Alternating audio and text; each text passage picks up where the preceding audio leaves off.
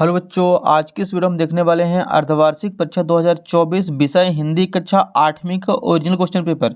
सो बच्चों को बिल्कुल भी टेंशन नहीं लेना है क्योंकि हमने शासकीय स्कूल से पेपर को लाया है। तो पेपर पूरा का पूरा ओरिजिनल है। आप लोग यहाँ पे देख सकते हैं पेपर का फ्रंट पेज कुछ इस टाइप का रहने वाला है। यहाँ पे जो पूर्णांक है वो 60 नंबर के होने वाले हैं बच्चों, और जो टाइम है वो 2.5 घंटा अपना होने वाला है। यहाँ पे आप लोग देख सकते हैं निर्देश दिए गए हैं, सभी प्रश्न हल करना अनिवार्य है। तो चलिए बिना टाइम वेस्ट किए हम आपको बताने वाले हैं प्रश्न क्रमांक 1 से। पहला क्वेश्चन है प्यारे बच्चों यहाँ पे वस्तुनिष्ठ प्रश्न जो कि 5 नंबर के हैं बच्चों। सभी क्वेश्चन एक एक नंबर का है। पहला क्वेश्चन देखिए, नव संवत्सर प्रारंभ किया, तो इसका आंसर हो जाएगा महाराज विक्रमादित्य, ऑप्शन नंबर फर्स्ट। अगला प्रश्न देखिए, दूसरा क्वेश्चन है अमृता देवी के साथ शहीद हुए बिश्नोइयों की संख्या कितनी थी, तो इसका आंसर हो जाएगा 363। नेक्स्ट प्रश्न है तीसरा, मुंडा समाज के आराध्य देव सिंह का क्या अर्थ है, तो सिंह का अर्थ होता है सूर्य। अगला प्रश्न है निम्न रचनाकारों में से संबंध राजस्थान से है, तो मीराबाई जो है उनका संबंध राजस्थान से है।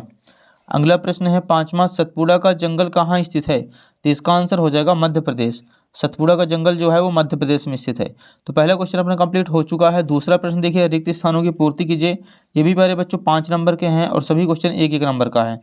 देखिए छठवां क्वेश्चन है पाटलिपुत्र नगर डैश के लिए, डैश के अध्ययन के लिए प्रसिद्ध है, तो इसका आंसर हो जाएगा मेगास्थनीज के अध्ययन के लिए। तो पहले का छठवें का आंसर करना है मेगास्थनीज। अगला प्रश्न देखिए, शब्द सुने सब कोय कोकिला, सातवें का आंसर हो जाएगा कोकिला। अगला प्रश्न है बहुत अधिक फूल खिलने के कारण पटना का नाम कुसुमपुर रखा गया था, तो इसका आंसर हो जाएगा कुसुमपुर। अगला प्रश्न, जहाज का पंछी शब्द डैश कवि की कविता में प्रयुक्त किया गया है, तो यह आंसर हो जाएगा सूरदास, सूरदास की कविता में प्रयोग किया गया है। डैश संगीत सम्राट कहे जाते हैं, तो इसका आंसर हो जाएगा तानसेन, तानसेन जो बच्चों हैं वो संगीत सम्राट कहे जाते हैं। तो यहाँ पे अपना रिक्त स्थानों की पूर्ति भी पूरी कंप्लीट हो चुकी है। आप लोग स्क्रीनशॉट ले लीजिए इसका भी। अगला प्रश्न देखिए, अति लघु उत्तरीय प्रश्न, प्रश्न क्रमांक 11 है, निम्न के पर्यायवाची शब्द लिखिए।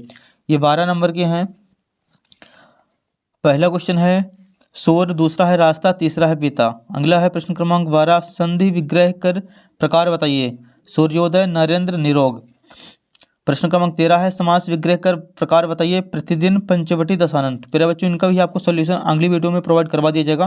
पहले आप पूरा का पूरा क्वेश्चन पेपर देख लीजिए, इसके बाद नेक्स्ट वीडियो जो आएगी उसमें पूरा का पूरा सोल्यूशन भी रहेगा। तो चैनल सब्सक्राइब कर लीजिए, बेल आइकन को प्रेस कर लीजिए। अगला प्रश्न देखिए 14 है, आत्मविश्वास बनाए रखने के लिए लेखक ने कौन सा सूत्र बताया है।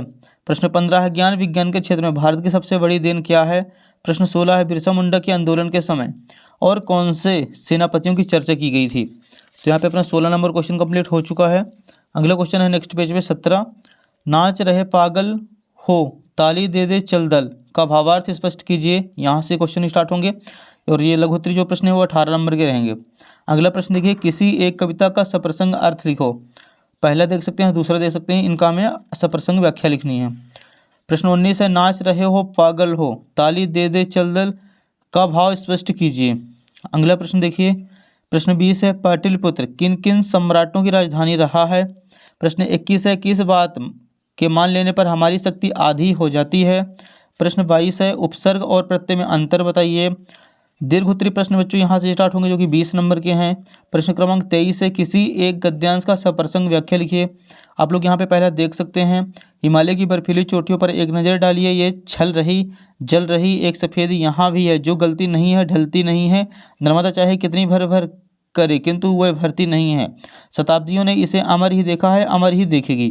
तो आप लोग इसका सप्रसंग व्याख्या दे सकते हैं, दो में से किसी एक का देना है। यहाँ पे एक गद्यांश का बोला गया है। तो प्रश्न 23 भी कंप्लीट हो चुका है। अगला प्रश्न देखिए बच्चों, प्रश्न क्रमांक 24 है, अपने प्रधान अध्यापक को 3 दिन के अवकाश हेतु आवेदन पत्र लिखिए। तो यहाँ पे हमें 3 दिन के अवकाश के लिए आवेदन पत्र लिखना है प्रधानाध्यापक को, तो आप लोगों से बन जाएगा। प्रश्न 25 देखिए, निम्नलिखित अपघटित गद्यांश को पढ़कर नीचे लिखे प्रश्नों के उत्तर दो। तो यहाँ पे अपघटित गद्यांश को पढ़ना है और नीचे दिए गए प्रश्न, इन प्रश्नों के उत्तर ऊपर से हमें पढ़कर समझकर देना है। अगला प्रश्न देखिए, लास्ट क्वेश्चन है बच्चों, प्रश्न 26, किसी एक विषय पर सुंदर निबंध लिखिए। पहला क्वेश्चन है राष्ट्रीय पर्व, दूसरा है खेलों का महत्व, तीसरा है विज्ञान के चमत्कार और चौथा है कोई महापुरुष की जीवनी, पांचवा है धार्मिक पर्व। तो किसी एक के बारे में हमें यहाँ पे निबंध लिख देना है। 10 पॉइंट आप लोग बना के लिख दीजिएगा, आपको पूरे नंबर मिलेंगे।